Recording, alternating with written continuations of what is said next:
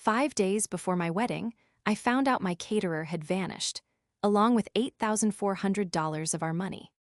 Let me take you back to the beginning. My name is Dana, I'm 31 and I'm a project manager by trade, which means I plan things for a living.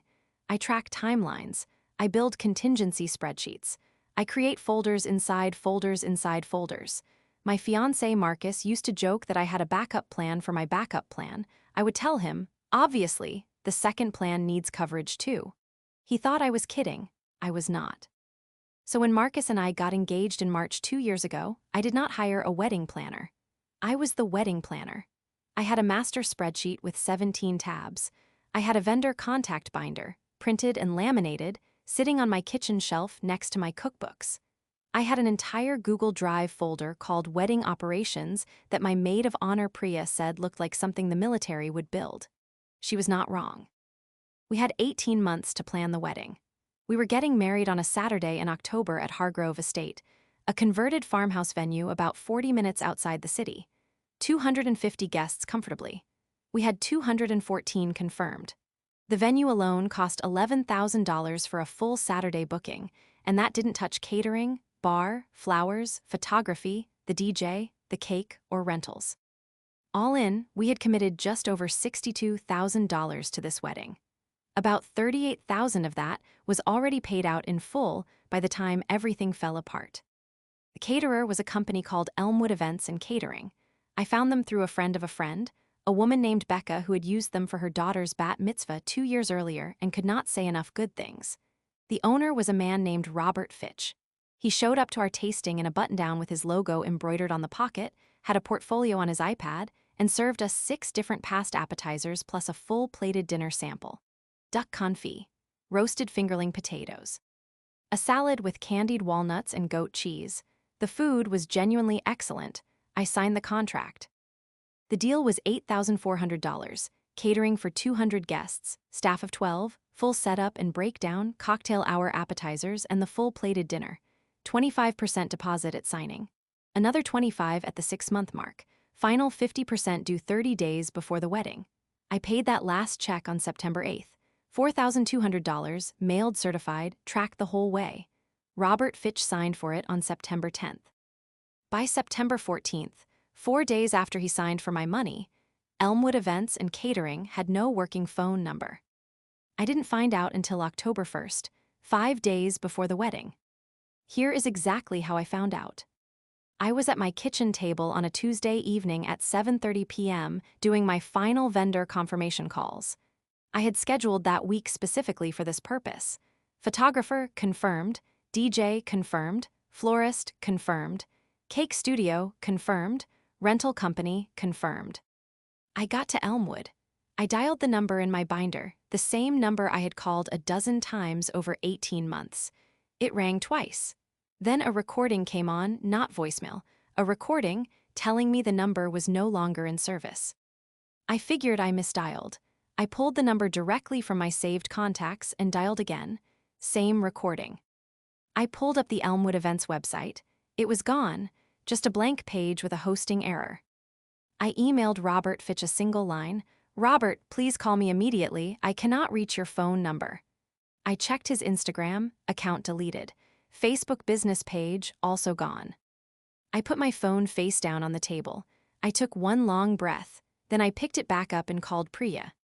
Priya has been my best friend since we were both 8 years old.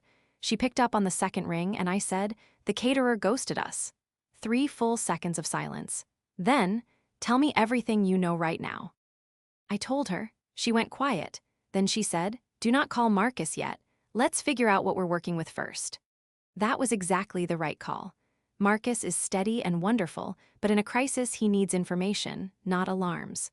Calling him with nothing but our caterer disappeared would have sent him into a spiral I couldn't afford to manage while also managing the actual problem. Priya was at my door 22 minutes later. While I waited, I moved. First, I drove to the Elmwood Events address listed on our contract, a commercial kitchen in a strip mall about 8 miles from my house. I didn't go inside. I pulled through the parking lot. The unit was dark. The sign was gone. There was a notice taped to the door from a property management company referencing a lease termination. I photographed it and drove home. Second, I searched Robert Fitch and Elmwood events online and found 3 posts on a local community forum from other brides reporting the same thing over the past 2 months. One woman had her wedding in August. He ghosted her on July 29th, 6 days out. The thread had 17 replies. Most of them were from people who had paid deposits and never heard from him again. Robert Fitch was either running a scam or had gone bankrupt and run. Either way, he was gone, our $8,400 was gone, and I had 5 days. Third, I opened a new tab in my spreadsheet and labeled it Catering Emergency. When Priya walked in, I had already started filling it in. Here is what I had. A venue with a full commercial kitchen on site available for contracted caterers. A detailed food order from the original contract, exact quantities, menu items, dietary restriction counts, 14 vegetarians, 3 gluten-free, 1 nut allergy. A rental company already delivering tables, linens, and serving equipment on Friday. A separate bar service, fully intact. A wedding cake from a bakery handling its own delivery. 214 people, expected to eat at 6 p.m. Saturday. Here is what I needed. A licensed caterer who could execute a plated dinner for over 200 people in 5 days, with their own staff, at a price I could come close to affording after already losing $8,400. Priya looked at my screen and said, "Who do we call first?" I had already made a list of every catering company within 40 miles that had a website and a working phone number. 22 of them. It was 7:50 p.m. on a Tuesday. I started calling. Most went to voicemail. I left the same message every time, clear and direct. My name, the date, the venue, the guest count, the situation, and the fact that I was prepared to pay above standard rates for the inconvenience. I gave my number twice, spoke slowly, and hung up. By 9 p.m., I had reached 4 actual humans. 3 were fully booked through October. The fourth, a woman named Sandra at a company called Heritage Kitchen, said she didn't have enough staff for that size on that timeline, but to hold on, she knew someone. Sandra called back 11 minutes later with a name, Tanya Aucaffer, owner of Provision Co., a catering company that specialized in large-scale events, up to 350 guests. Sandra said Tanya had just had a corporate contract fall through for that exact weekend. She had staff. She had availability. And Sandra said she owed Tanya a favor and had already texted her. It was 9:22 p.m. I called Tanya. She answered on the first ring. I gave her the full situation in 90 seconds. Date, venue, guest count, dietary needs, the fact that my original caterer had vanished with the final payment, and the budget reality. I told her I had lost $8,400 and needed to know what she could do. Tanya was quiet for a moment. Then she said, "Send me the original menu and dietary breakdown tonight. I'll call you at 7 a.m. I sent her everything within 10 minutes. Then I called Marcus. I sat on the couch with Priya next to me and told him the whole thing, the disconnected number, the dark strip mall, the other victims online, and the strong lead I already had. He was quiet for a long time. Then he said, "What do you need from me?" I told him to trust me and get some sleep. He said okay, and then, "You know I'm not actually sleeping tonight, right?" I said, "I know, me either." At 7:04 a.m. on Wednesday, Tanya called. She had looked at the menu. She could execute it close to spec but wanted to swap the duck confit for a bone-in chicken thigh. She couldn't source 200 portions of duck in 5 days at a price that made sense. Everything else she could match. The vegetarian option she'd upgrade to a stuffed portobello with wild rice that she said was frankly better than what Elmwood had proposed. Her quote, $7,600. All staff, all equipment, all food, setup, service, and breakdown. $800 less than Elmwood had charged me. I said yes immediately. She needed a 50% deposit wired by noon. I said done. The contract arrived at 7:49 a.m. I read every line. It was clean. I wired $3,800 by 11:15. That was the first fire handled, but it was not the only one. At 10 a.m. Wednesday, Hargrove Estates event coordinator Claire called me. She had heard through the local vendor network that Elmwood had collapsed. She was calling to confirm we had replacement catering and to tell me there was a complication. Our original Elmwood contract had listed them as the licensed kitchen operators for our event. Their licenses were on file with the venue. A new caterer meant new paperwork, and one specific form, a commercial kitchen liability certification, had a standard 5-business-day processing window through the county. Wednesday to Saturday was 3 business days. I asked Claire what our options were. She said there was an expedited processing option for an additional $150 with a direct county submission that sometimes moved in 48 hours, but she couldn't guarantee it. I told her to submit it immediately, paid the expedited fee right then on my credit card, and asked her to email me the confirmation. It arrived at 10:40 a.m. Then I texted Priya and asked her to call her uncle. Priya's uncle Deepak is a retired county administrator, 32 years in municipal services. He knows people. Priya called him, explained the situation, and called me back in 20 minutes. Deepak had a contact in the county events licensing office. He said he'd make a call. The certification cleared by 4 p.m. on Thursday, 48 hours ahead of the standard window. Tanya was officially licensed for the venue. Thursday morning brought the next problem. Marcus texted me at 8 a.m., talked to my mom. She heard about the caterer thing, she wants to help. This sounds harmless, it was not. Marcus's mother is Vivienne. She is 64, generous, and has extremely strong opinions about food and presentation. She had not been involved in the wedding planning at any point, which had been a source of quiet tension for 18 months. When she heard the catering had collapsed, she saw an opening. She called me at 8:30 and suggested that instead of paying a stranger, we should use the Italian restaurant owned by her friend Carmine, who could, in her words, put together a beautiful spread. Carmine's restaurant seated 80 people and had never catered an off-site event in its life. I thanked Vivienne warmly, told her I already had a replacement locked in with a signed contract and a deposit paid, and explained that the new caterer was fully licensed and venue-approved. Vivienne went quiet, then she said, "I just don't want it to be a disaster." I said, "It won't be," and I moved on. 30 minutes later, Marcus's Aunt Donna called me, Vivienne's sister, and the family's second messenger when Vivienne wants another shot at something. Donna said she was just checking in and mentioned that Vivienne was a little hurt I hadn't considered Carmine. I explained again, calmly, why a restaurant that had never catered a 200-person off-site event was not a viable option 5 days out. Donna said she'd pass that along. Then Marcus's cousin Brent, a man I have met exactly 4 times, texted Marcus saying maybe I was being a little controlling about the food situation. Marcus forwarded it to me with "lol, ignore him." I did.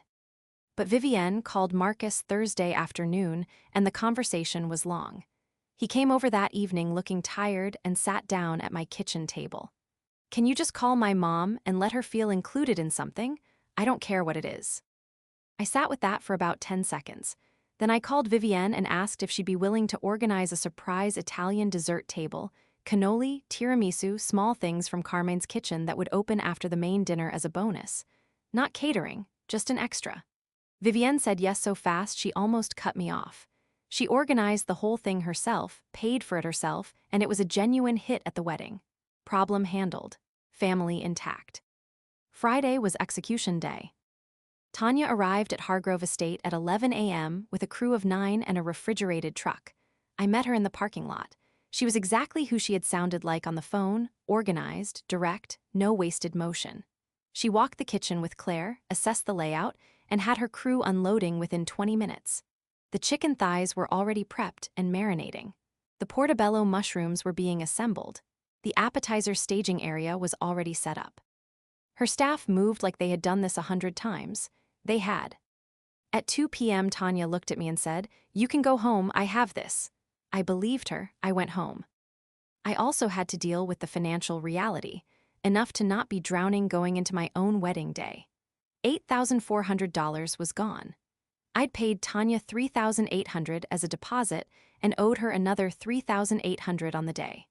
Between the Elmwood loss and the new catering costs, I was down roughly $12,200 over budget. On Wednesday, the day after I found out, I filed a police report for fraud. The detective told me recovery through criminal proceedings was slow and often unsuccessful, but he took the report and gave me a case number. On Thursday, I consulted briefly with a small claims attorney near my apartment. She told me small claims court in our state was capped at $10,000, so the $8,400 fell within it, and I had a strong case.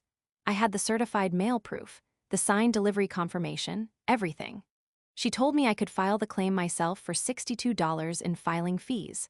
I filed it Thursday afternoon, listing Robert Fitch by name at the address on the original contract. I did not expect to see that money before the wedding. I didn't.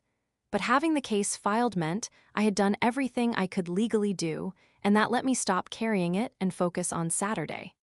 For the short-term financial gap, my dad stepped in. He had savings set aside as a wedding gift he'd planned to give us after the ceremony. I called him Thursday morning, explained everything, and he said, "Dana, I was going to give you this money anyway. Just let me send it now." $8,000 transferred that afternoon. It didn't cover everything, but it covered enough that we weren't going into the weekend wondering if checks would clear. I told him I'd pay him back. He said absolutely not. We're still arguing about it. Saturday arrived. I woke up at 6:15 a.m., not from an alarm, just eyes open in the dark in Priya's guest room, where I'd spent Friday night. We'd done the traditional separate night thing. Priya made coffee, and we sat at her kitchen table without saying much. We've been able to do that since we were 8 years old. My hair and makeup artist Joy arrived at 8:15, unflappably calm, great at her job. By 11, she had done my hair, Priya's, and 2 other bridesmaids. We arrived at Hargrove Estate at 11:45 for photos before the ceremony. The venue looked exactly like I had imagined it for 18 months. The fall foliage was at absolute peak. The florist Carmen had delivered that morning dark orange roses, white ranunculus, eucalyptus, and thin gold ribbon on the ceremony arch. I saw Tanya's truck in the side parking lot when we pulled in. I didn't stop. I trusted her. The ceremony was at 3:30 p.m., outdoors under the arch on the estate's back lawn. 165 chairs in rows of 10. Marcus was already at the end of the aisle when I came out with my dad, and I saw his face change when he saw me. I'm not going to describe that moment. It was the one thing all week that had never been on a spreadsheet. It was everything. 34 minutes. Our friend Will officiated and didn't miss a single line. We wrote our own vows. Marcus made me cry. Apparently I made him cry first. Multiple people mentioned it later. Cocktail hour started at 4:15 on the covered terrace. Tanya's staff came out with past appetizers, bruschetta, shrimp skewers, miniature beef Wellington bites, and a caprese station. I heard people talking about the food within the first 10 minutes. Not in a wow, surprisingly okay way. In a this is genuinely incredible way. Marcus found me near the terrace entrance at 4:30, put his arm around me and said, "The food is amazing." I said, "I know." He kissed my cheek. "You did that." I said, "We did that." He shook his head. "No, you did that. I want you to have this one." Dinner service started at 6 p.m. The bone-in chicken thigh with herb juice and roasted fingerlings was, and I say this with zero bias because I was actually eating it, one of the best things I have ever been served at a wedding. I heard it from table after table all night. The vegetarian portobello was apparently so good that non-vegetarians were asking if they could swap. Tanya came and found me briefly during the first course just to check in. I shook her hand and told her she had saved my wedding. She said, "You saved your wedding. I just cooked." Now here is the one thing that happened that night that only I know about. At 7:40 p.m. during dinner service, the estate's secondary power panel tripped a breaker. It knocked out the lights in the kitchen staging area for 11 minutes.